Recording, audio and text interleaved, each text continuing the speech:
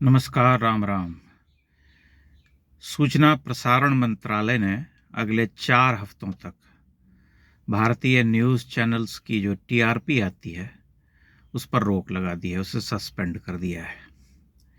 TRP ही वो system है जिसके दम पर चैनल्स जो है, ये प्रचारित करते हैं कि हम इस समय टीआरपी में टेलीविज़न रेटिंग पॉइंट में सबसे आगे हैं, हम नंबर 1 हैं, हम नंबर 2 हैं, इस तरह के दावे किए जाते हैं।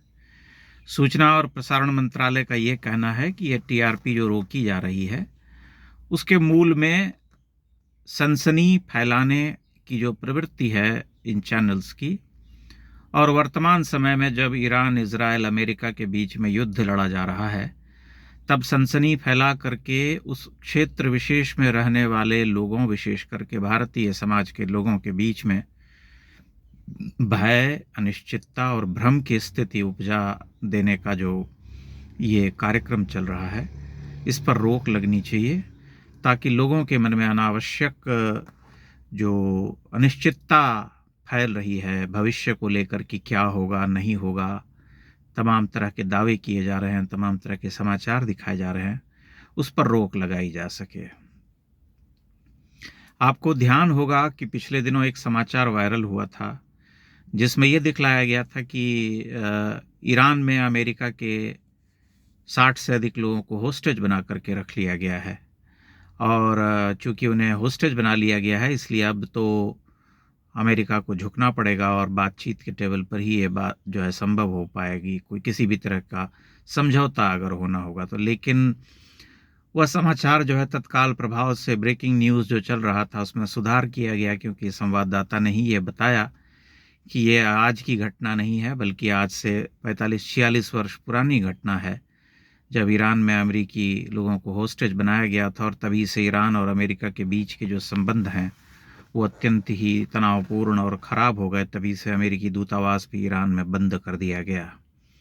इस तरह की घटनाएं होती रहती हैं, चूँकि ब्रेकिंग न्यूज़ और ख़ुद को सबसे आगे दिखाने की होड़ लगी रहती है चैनल्स के बीच में, इसलिए लोग कई बार विश्वसनीयता की परवाह न करते हुए कुछ इस तरह की चीज़ें चला देते हैं, और उसमें केवल एंकर जो होता है वह उत्तरदायी नहीं होती है, बल्कि पूरे चैनल का जो तंत्र होता है, जिसमें संपादकों की टीम होती है, वो सभी उसके लिए उत्तरदायी होते हैं, क्योंकि उनकी सहमति या संस्तुति के बिना ये सब चीज़ें नहीं चलती हैं। इसलिए टीआरपी को रोक लगा करके सरकार ने एक अच्छा कदम उठाया है, ताकि वर्तमान स्थिति में जो खाड़ी के देशों में भारतीय रह रहे हैं, उनके बीच में किसी तरह की भ्रम की जो स्थिति है वह न हो, या भय न हो, अनावश्यक भय न हो, अनिश्चितता न हो कि क्या होगा, नहीं होगा, और इससे जो उनके मन में, जीवन में जो तनाव आ रहा है वो न हो। चैनल्स की जो प्रवृत्ति रही है उसे आप ध्यान से देखें तो जब से ये युद्ध शुरू हुआ, तभी से एक उन्माद जो है भारतीय समाचार चैनल्स में फैल गया है, और उसी उन्माद को वे बढ़ावा दे रहे हैं। जितने भी हिंदी के बड़े चैनल्स हैं उनमें एक होड़ लगी हुई है, और आपको बहुत अच्छी तरह से याद होगा कि पहले 2-3 दिन का जो युद्ध हुआ था, उसमें निरंतर समाचार दिखलाने, एग्रेसिव होकर के, आक्रामक होकर के तमाम तरह के दावे करने के साथ साथ वहाँ पर एक सायरन और हूटर निरंतर बज रहा था, हुआ हुआ हुआ। इतनी वाचालता और इतना शोर कि जिसे देखना, समझ पाना किसी भी आम दर्शक के लिए मतलब मुझे आश्चर्य होता है कि कैसे लोग झेल पाते हैं आधा घंटा भी, क्योंकि एंकर बोल रहा है, संवाददाता बोल रहा है, तमाम गेस्ट बैठे हैं, रक्षा विशेषज्ञ बैठे हैं, और उन सब के बीच में हर 2 सेकंड पर एक बार सायरन बज रहा है, हुआ हुआ हुआ। इतना शोर, इतनी वाचालता कि देखना जो है रिपल्सिव हो जाता है, जैसे हम कहते हैं, और हमें भीतर से बड़ा अफसोस होता है कि ऐसा क्यों किया जा रहा है। इसलिए इस तरह के जो संस्कार या संस्कृति भारतीय समाचार चैनल्स में फैली है, उस पर रोक लगा दी जाए तो ठीक रहेगा, क्योंकि एक बार टीआरपी जब नहीं आएगी तब उतनी मारामारी भी नहीं होगी, और लोग जो तमाम तरह के नाटक करते हुए अपने चैनल को सबसे आगे दिखाने का प्रयास कर रहे हैं या उस प्रयास में लगे हुए हैं, वह थोड़ा कम हो जाएगा या रुक जाएगा। पिछले 20-25 वर्षों का इतिहास उठा करके हम देखें भारतीय चैनल इंडस्ट्री का, विशेष करके हिंदी के जो समाचार चैनल्स हैं, तो उसमें बहुत सारे ऐसे संपादक आए जिन्हें टीआरपी मास्टर कहा जाता रहा है।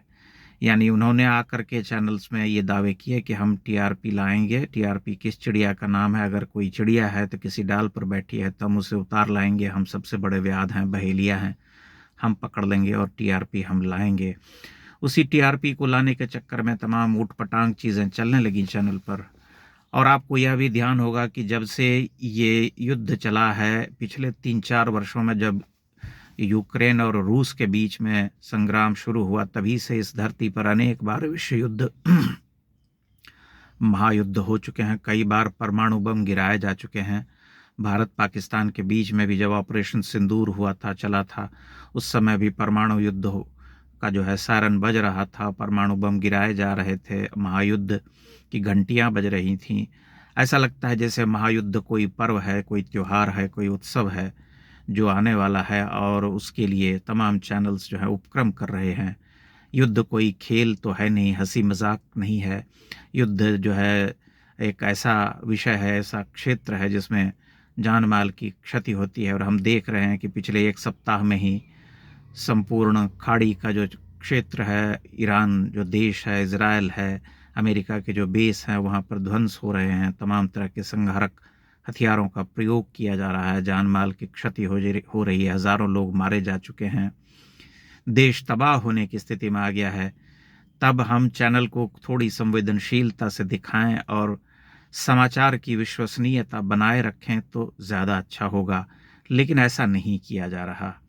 आश्चर्य की बात यह है कि जो चैनल्स प्रीमियर हैं, जो प्रसिद्ध हैं, जो लोकप्रिय हैं, उनकी देखा देखी में जो छोटे लोग यूट्यूब पर समाचार चैनल्स खोल करके बैठे हैं, जो चला रहे हैं, वे भी उसी प्रवृत्ति के पीछे हैं। क्योंकि वही बात है कि महाजनों ये न गथा सपन था। जो महाजन जिस रास्ते से गए वही रास्ता है, तो वे भी उनका अनुसरण करते हैं और उसी तरह की नाटकबाजी, आक्रामकता, हाथ हिलाकर झुला करके जोर जोर से चीखना, चिल्लाना, दावे करना, और उसके बाद अगर दावा कोई गलत हो जाए तो चुपचाप जो है उसे जाने देना, कोई क्षमा भी नहीं मांगना, कोई खेद भी नहीं प्रकट करना। ये चलन जो है बहुत साधारण हो गया है भारतीय समाचार चैनल्स में। सौभाग्य से जो अंग्रेजी के चैनल्स हैं वहाँ पर इतना शोर या इतनी वाचालता देखने को नहीं मिलती है।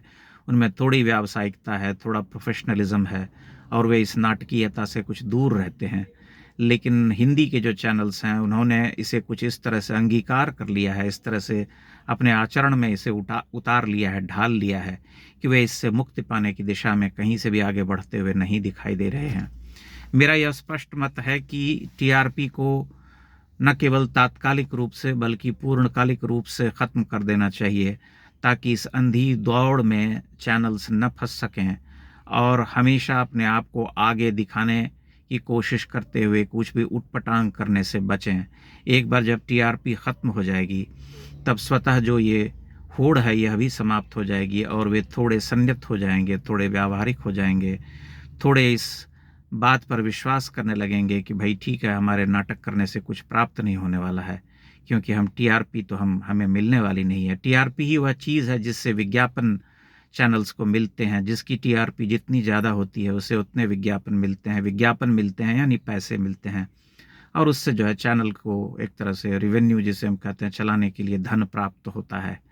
लेकिन वर्तमान स्थिति में जो हालात हैं, जो जिस तरह की प्रवृत्ति हम देख रहे हैं और जिस तरह का ये उन्मादी स्वभाव चैनल्स में नज़र आता है, उस पर रोक लगाने के लिए सरकार ने एक अच्छा कदम उठाया है, ताकि अगले 3-4 हफ्तों तक ये मारामारी ना हो और लोग जो है शांतिपूर्वक समाचार देख सकें। हालांकि इससे कोई अधिकार पूर्वक या नहीं कह सकता कि चैनल्स में जो ड्रामा होता है यदा कदा या बहुत बराबर होता है उस पर रोक लग जाएगी, क्योंकि वह उनके आचरण में, उनके व्यवहार में रच बस गया है, वे इसमें ढल गए हैं।